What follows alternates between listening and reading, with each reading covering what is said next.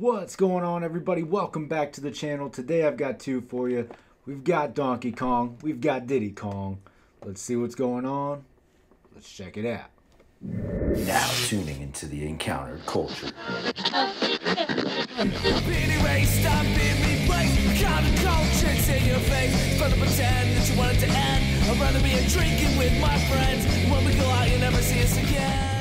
As promised, today we have a twofer. I have Donkey Kong, Diddy Kong. Let's see what we got going on. Alright, so the packaging is going to be very similar on both of these. Obviously, the cards are identical under the Donkey Kong banner. You do see the figure looking all nice in there. Comes with a set of bananas. Donkey Kong, you've got some important information right there. Donkey Kong on the side, flip it to the back. This is what we get. We got Donkey Kong with bananas. While he's content to relax on his island with his family and banana horde, it seems Donkey Kong can never catch a break. You got that there. He's got 13 points of articulation. Diddy Kong's the other one attached to this wave. So there he is. Let's see what is going on here. So of course, Diddy Kong comes with a barrel. Same card, same everything. Diddy Kong with DK barrel. Donkey Kong's little buddy. He's famous for his quickness and his long tail. He spent some time playing music and competing in races, and he's also an expert at using barrels. Good thing he comes with one. Alright, so there you go. There's a picture of Donkey Kong, but he's in the flesh, if you will, over there. 14 points of articulation. He's got one better than his counterpart. Let's get these guys out. Fresh out of the packaging, these two are looking really nice together. They mesh very well. Obviously, when you pick them up behind the bubble, you can see that they're already going to be nice figures. But once you get them out, you see them in hand. They really do complement each other. They're going to look really nice in the display. If this is a line that you collect, they're certainly worthwhile. Maybe you don't want to add both. Maybe you're just looking for one or the other. Hopefully this video is resourceful. You find something that you can use from this. We'll take a closer look at each of these figures. We'll start with Diddy Kong, then we'll go to Donkey Kong. We'll see where it goes from there. Alright, so stay tuned. First up, we have Diddy. So, you do have the 14 points of articulation, but I just want to point out, just a nice looking figure. 4-inch scale, but a little bit on the smaller side. For those of you who aren't used to collecting 4-inch figures. Really nice paint throughout. Got the Nintendo cap. Digging that. Gotta find one of those. Of course, you got the vest. Some good paint through there. No major defects. Eyes look clean. So can't complain. As far as articulation goes, so at the head, you can get the head all the way around. He will not look up or down, though. So that is a definite downside to this. Arm will go all the way back. There's nothing cut up here at the upper bicep, so you're not getting any swivel there. You are single jointed at the elbow, so you do just get that basic hinge motion like that. Coming down to the wrist, you do have all the way around, but no hinge at the wrist, so you're not going to get any additional movement there. Nothing through the torso or abdomen. And of course, down at the hips. Your legs will kick out, though, so you do get much more motion down at the legs. So that's cool, like that. Knee, going to be single jointed down there, so you'll just get that basic hinge. Your feet do move, so you can get those all the way around, but you have no sort of hinge at all there on your tail. That's your additional point right there. Single down at the bottom, nothing else throughout the tail. So there you go. Moving over to the one and only Donkey Kong.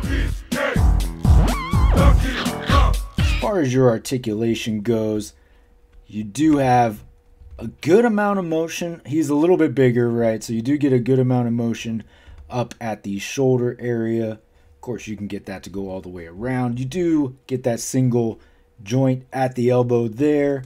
And then the wrist will spin all the way around however you need it to go. Coming up to the head. Head will go all the way around. Tie is a separate piece as well.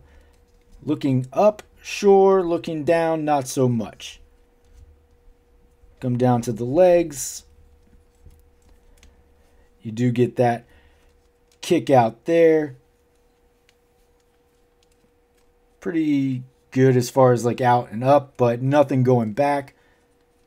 Knee, single point, so you do get that.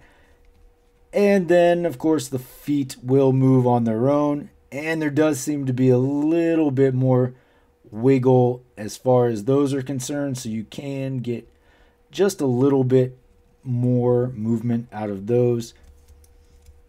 Paint looks really nice, all cohesive. All of these tones match throughout, as opposed to some previous versions of Donkey Kong. So that's good. This has a nice shine to it. Some people might not like that. I think it looks pretty good. Although the hair doesn't quite match the same amount of shine. In the picture, it certainly looks like it will. On this specific figure, it does not. Alright, so I did want to see if I could get him into that sort of pose. For those of you who have this version of Donkey Kong, I think from last year, if I remember correctly, you'll know, I mean, it's just very loose, hard to get into specific poses. So size is nice, like it's cool to have a Donkey Kong of this size, but this one definitely had problems of its own, like the hands and feet don't match the face and torso area, so that's kind of wonky. Super loose everywhere and hard to just get to stand in any kind of good pose.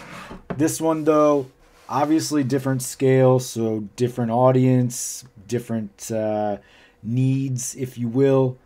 However, you can get them into this stance right here, which I think is a good stance to have. You got the one like on the back of the box there. We'll see if we can get him into that. That one may be a bit trickier, so we shall see. So you could see, I mean, he's not perfect, right? You're going to have to mess around with it, play around with it to try to get it into any different poses.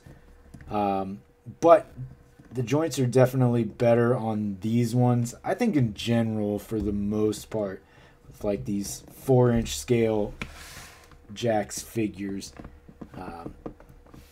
I tend to not have as many issues. So I've been working for the better part of several minutes trying to get this Donkey Kong into the pose that they show you on the back of the box.